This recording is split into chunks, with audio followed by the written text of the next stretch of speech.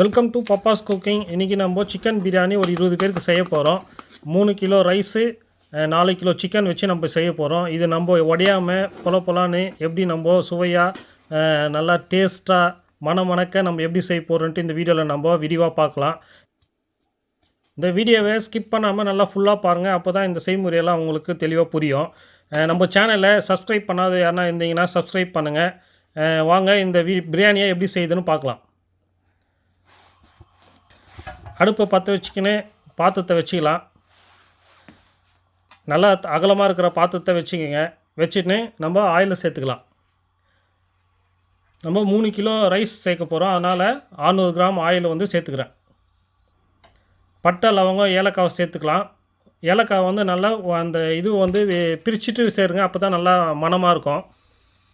அப்புறம் கொத்தமல்லி நம்ம தண்டு இருக்குது பார்த்தீங்களா, அதை வந்து நான் சின்னதாக வெட்டி சேர்த்துக்கிறேன். இது வந்து ஆயிலில் நல்லா ஃப்ரை ஆகும்போது நல்லா வாசனமாக இருக்கும். ஆனியனை நீல வாக்கில் வெட்டி சேர்த்துக்கலாம். 1 கிலோ 200 கிராம் ஆனியனை வந்து நான் சேர்த்துருக்குறேன்.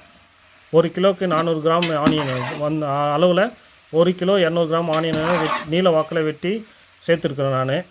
இதே அளவில் நீங்கள் செஞ்சு பாருங்கள். ஒன்று நல்லா சூப்பராக இருக்கும். கோல்டன் கலரில் வர வரைக்கும் நல்லா ஃப்ரை பண்ணிக்கலாம் ஆனியனை. அதில் இருக்கிற ஈரத்தன்மையெல்லாம் இருக்கக்கூடாது. நல்லா ஃப்ரை பண்ணி நம்ம குக் பண்ணும் போது தான் டேஸ்ட்டு நல்லா சூப்பராக இருக்கும். அப்போ தான் சீக்கிரமாக கெட்டு போகாதையும் இருக்கும். இஞ்சி பூண்டு பேஸ்ட்டு சேர்த்துக்கலாம். 200 கிராம் இஞ்சி, 200 கிராம் பூண்டு நான் சேர்த்துக்கிறேன். ரெண்டும் ஒரே அளவில் அரைச்சி எடுத்துக்கிறேன் நான்.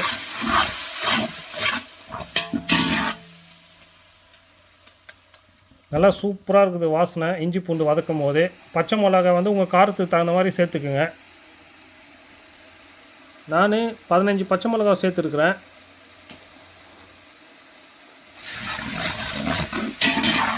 பச்சை மிளகா வந்து அவங்களுடைய காரத்துக்கு தகுந்த மாதிரி நீங்கள் சேர்த்துக்குங்க. ஏன்னா சில மிளகா வந்து காரம் இல்லாத இருக்கும், சில மிளகா காரமாக இருக்கும். அதனால் நீங்கள் உங்களுடைய காரத்துக்கு தகுந்த மாதிரி சேர்த்துக்குங்க. ஆனால் பச்சை மிளகா சேர்க்கும் போது நல்லா வாசனை நல்லா சூப்பராக இருக்கும் பிரியாணி.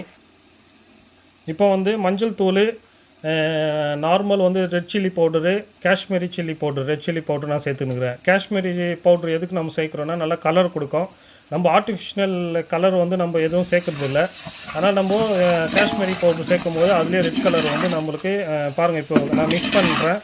அந்த கலர் பாருங்கள், நான் டக்குன்னு மாறிச்சு பாருங்கள் ரெட் கலரில். அதனால் நம்ம அந்த காஷ்மீரி சில்லி பவுடர் யூஸ் பண்ணும் போது நம்ம கலர் சேர்க்கணும்னு அவசியம் இல்லை. பார்த்தீங்கன்னா நல்லா சூப்பராக இருக்குது கலரு. எண்ணெய்லாம் நல்லா பிரிஞ்சு வந்துச்சு. மசாலாலாம் பச்சை வாசனை போகிறதுக்கு நம்ம வதக்கிட்டோம். இப்போ வந்து புதினா கொத்தமல்லியை சேர்த்துக்கலாம். புதினா கொத்தமல்லி சேர்க்கறதுக்கு முன்னாடி நல்லா வாஷ் பண்ணிவிடுங்க. வாஷ் பண்ணிவிட்டு சின்னதாக கட் பண்ணிவிட்டு சேர்த்துக்குங்க. நல்லா மனம் சூப்பராக இருக்கும். நல்லா சூப்பராக இருக்குது வாசனை. நீங்கள் எந்த அளவுக்கு புதினா கொத்தமல்லி சேர்க்குறீங்களோ அந்தளவுக்கு சூப்பராக இருக்கும். ரொம்ப அதிகமாக சேர்த்துடாதீங்க. ஒரு கைப்பிடி அளவுக்கு சேர்த்திங்கன்னா போதும்.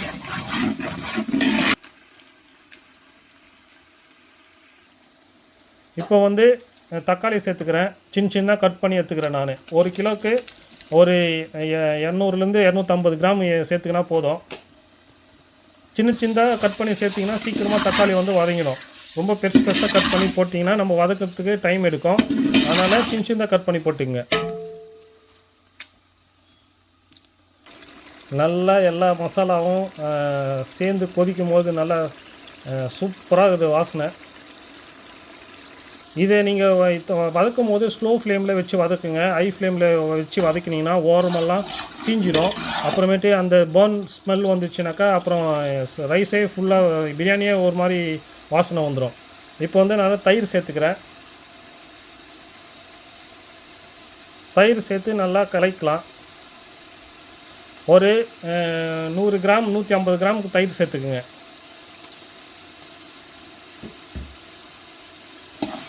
நல்லா சேர்த்துட்டு நல்லா கலக்குங்க. அப்படியே கலக்காத விட்டிங்கன்னா திரி ஆகிடும் ஈட்டுக்கு. அதனால் நல்லா மிக்ஸ் ஆகிற மாதிரி நல்லா கலக்குங்க சீக்கிரமாக.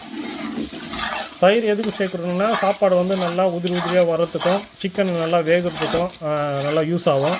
பிரியாணியும் கொஞ்சம் லைட்டாக புளிப்பு தன்மையும் கொடுக்கும். தக்காளி, தயிர் தேவைப்பட்டாக்கா இதில் புளிப்பு இல்லைனா தான் நம்ம எலுமிச்சம்பழம் சேர்க்கணும். எலுமிச்சம்பழம் சேர்க்கணுன்னு கட்டாயம் கிடையாது.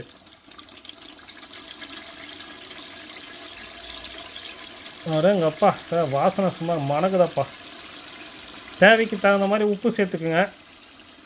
கொஞ்சம் கொஞ்சமாக சேர்த்துன்னு வாங்க. ஒரேடியாக கொட்டிட்டிங்கன்னா அப்புறமேட்டு உப்பு வந்து நம்ம எதுவும் பண்ண முடியாது. அதனால் கொஞ்சம் கொஞ்சமாக சேர்த்துன்னு வாங்க.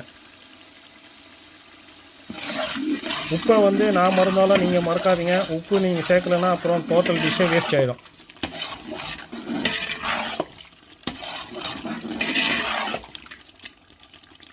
பார்த்தீங்களா, நல்லா சூப்பராக கலர்ஃபுல்லான மசாலா நம்மளுக்கு ரெடி ஆகிடுச்சு. இப்போ அடுத்தது என்ன, நம்ம சிக்கனை இவனை உள்ளே தூக்கி உள்ளே போட்டு கொட்டி கலக்க வேண்டியது தான். பார்த்தீங்களா, இது மாதிரி பெரிய பெரிய பீஸாக கட் பண்ணிக்கோங்க. அப்போ தான் பீஸ் வந்து நல்லா உடையாத வரும். 4 கிலோ சிக்கன் சேர்த்துருக்குறேன் நான். 3 கிலோ ரைஸுக்கு 4 கிலோ சிக்கன் சேர்த்துக்கிறேன். நீங்கள் ஒரு 3.5 கிலோ கூட சேர்க்கலாம், ஒன்றும் பிரச்சனை இல்லை. நான் வாங்கின கோழி வந்து அப்படி இருந்தது, அதனால் 4 கிலோ ஆயிடுச்சு. அதிகமாக மீட் போட்டு நம்ம எந்த பிரியாணி செஞ்சாலுமே நல்லா சூப்பராக இருக்கும். எந்த வகையான நீங்கள் மீட் போட்டு செஞ்சாலுமே கறி அதிகமாக இருக்கணும், ரைஸ் கம்மியாக இருக்கணும். அப்போ தான் அந்த டேஸ்ட்டு, கறியில் இருக்கிற ஃப்ளேவரு அந்த வந்து ரைஸில் வந்து அப்படியே இருக்கும். கம்மியாக போட்டாக்கா கம்மியாக இருக்கும் டேஸ்ட்டு. சிக்கனை வந்து கொஞ்சம் கொஞ்சமாக நல்லா மசாலாலாம் நல்லா கொதிச்சுன்னு வருது. சிக்கன் போட்டோடனே இந்த மசாலாவுக்கு ஒரு ரிச்சி ஃப்ளேவர் வாசனை வந்துச்சு.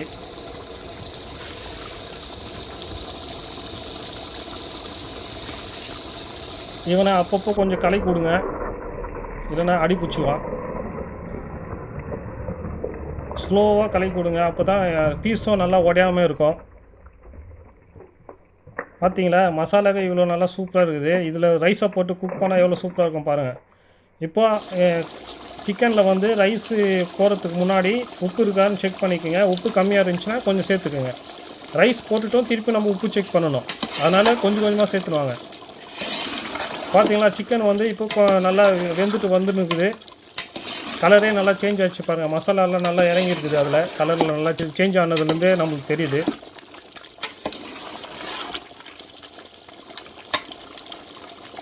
இதுக்கு நம்ம தண்ணி ஊற்றிக்கலாம். ஒரு கப்பு ரைஸ்க்கு வந்து 1.5 கப் தண்ணி எடுத்துக்கிறேன் நான். 1:1.5 அந்த ரேஷியோவில் வந்து நான் தண்ணி எடுத்துனுக்கிறேன். நீங்கள் எத்தனை கப்பு ரைஸ் எடுக்கிறீங்களோ அதில் 1.5 மடங்கு நீங்கள் தண்ணி சேர்த்துக்கணும். தண்ணி சேர்த்துட்டு மூடி போட்டு விட்டுடுங்க. பாருங்கள், தண்ணி நல்லா கொதி வருது. அந்த தண்ணியிலே சிக்கனும் நல்லா வெந்து வரும். நல்லா வாசனை சும்மா கும்முன்னு இருக்குது. இது நல்லா கொதிக்க ஒரு 2-3 நிமிஷத்துலேயே நல்லா கொதிச்சிடும் தண்ணி. இப்போது உப்பு பார்த்துக்குங்க, பார்த்துட்டு திருப்பி சேர்த்துக்குங்க. நம்ம கொஞ்சம் கொஞ்சமாக உப்பு சேர்க்கறதுல தப்பு கிடையாது, அதனால் அப்பப்போ செக் பண்ணி சேர்த்துக்குங்க. நான் பிக்னஸ்க்காக சொல்கிறேன். நீங்கள் அடிக்கடிக்கு செய்கிறவங்களுக்கு உங்களுக்கு தெரியும் எப்படி உப்பு செக் பண்ணணுன்ட்டு. பார்த்தீங்களா, நல்லா சும்மா கலர்ஃபுல்லாக அப்படியே இருக்குது. மசாலா எண்ணெய்லாம் நல்லா பிரிஞ்சு வந்துச்சு பாருங்கள். மசாலா வந்து இப்போ வந்து நல்லா குக் ஆகிட்டு இருக்குதுன்னு அர்த்தம். நல்லா சிக்கனு மசாலாலாம் குக் ஆகிட்டு எண்ணெய் பிரிஞ்சு வருன்றதுலே நம்ம தெரிஞ்சிக்கலாம். பாருங்கள், நல்லா போன்லேருந்து சிக்கன் எல்லாம் நல்லா பாயில் ஆகிட்டு நல்லா பிரிஞ்சு வருது பாருங்கள். அது வரைக்கும் நம்ம இதை கொதிக்க வைக்கணும். சிக்கனு வேகாத நீங்கள் அரிசி போட்டிங்கன்னா அப்புறம் சிக்கன் ஸ்மெல் வந்துடும். அடுத்தது ரைஸ் சேர்க்கணும். நான் 3 கிலோ பாஸ்மதி ரைஸ் சேர்த்துருக்குறேன். ஃபஸ்ட்டு ஊற வைக்கிறதுக்கு முன்னாடி நல்லா வாஷ் பண்ணிக்கோங்க. அதுக்கப்புறம் ஒரு 20 நிமிஷம் நல்லா ஊற வச்சுக்கோங்க. ரைஸ் நல்லா போட்டுட்டு மிக்ஸ் பண்ணிக்கோங்க. ரைஸ் ஊற வைக்கிறதுக்கு முன்னாடியே நீங்கள் வாஷ் பண்ணணும். ஊற வச்சுட்டு வாஷ் பண்ணிங்கன்னா அரிசியெல்லாம் உடஞ்சிடும். அது எப்பயுமே மைண்டில் வச்சுங்க. சில பேர் நான் ரைஸ் போடுறேன் எல்லாம் உடஞ்சிடுது அப்படியெல்லாம் சொல்கிறாங்க. இதுதான் அதுக்கு காரணம். நீங்கள் ஊற வச்சுக்கிறதுக்கு முன்னாடியே வாஷ் பண்ணிவிடுங்க. நீங்கள் இப்போ வந்து ரைஸ் போட்டுட்டு அந்த புளிப்பு தன்மை உப்பு எல்லாம் எப்படி இருக்குதுன்னு பார்த்துங்க. புளிப்பு காரம் எல்லாம் பார்த்துக்கிட்டிங்கன்னா உப்பு வேணும்னா உப்பு போட்டுக்குங்க. உப்பு வானான்னா விட்டுடுங்க. சரியாக இருந்துச்சுனாக்கா. புளிப்பு கம்மியாக இருந்துச்சுன்னா லெமன் ஜூஸ் சேர்த்துக்குங்க. லெமன் ஜூஸ் வந்து ஆப்ஷனல் தான். புளிப்பு அதிகமாக இருக்கும்போது எல்லோரும் லெமன் ஜூஸ் ஊற்றுனீங்கன்னா ரொம்ப புளிப்பாயிடும். ஏன்னா சில தயிரும் புளிக்கும், சில நம்ம தக்காளி போடுறீங்களா அதுலேயும் புளிப்பு தன்மை இருக்கும், பார்த்து சேர்த்துக்குங்க. ரைஸ் போட்டு நல்லா குக் பண்ணுங்க. நம்ம ரைஸ் போட்டுட்டு பிறகு கொஞ்சம் நேரம் பொறுத்து நான் கீ சேர்த்துக்கிறேன். கீ ஏன் நம்ம இப்போ சேர்க்குறோன்னாக்கா இதிலே மெல்ட் ஆகிட்டு ஈவனாக எல்லாத்துக்கும் ஸ்ப்ரெட் ஆகும். மேலே வந்து இப்போ பாருங்கள், சூட்டுக்கு அதிலே மெல்ட் ஆகிட்டு ஆயில் மேலே இருக்குது பார்த்தீங்களா மசாலாவோட, அதுலேயே எல்லாத்தையும் ஸ்ப்ரெட் ஆகிடும். அப்போ ஈவனாக எல்லா இடத்துக்குமே அந்த கீ வந்து போகும், சுவையும் கொடுக்கும், மனமும் இருக்கும். லாஸ்ட்டில் நம்ம பிரியாணி எல்லாம் நம்ம தம் உடைக்கணும் பார்த்தீங்கன்னா, அப்போ சில பேர் ஊற்றுவாங்க. ஊற்றும் போது அந்த இடத்துலேயே தான் இருக்கும். அது ஈவனாக எல்லாத்துலேயும் நம்ம ரைஸ்லலாம் போகாது, வாசனை எல்லாத்துலையும் ஸ்ப்ரெட் ஆகாது. அதனால தான் நான் இப்போயே போடுறேன். கொஞ்சம் கொஞ்சமாக கொதிக்க ஆரம்பிக்குது. ரைஸ் போட்டுட்டு பேருக்கு நிறைய கலக்காதீங்க, ஜென்டிலாக நம்ம மிக்ஸ் பண்ணோம் ஸ்லோவாக.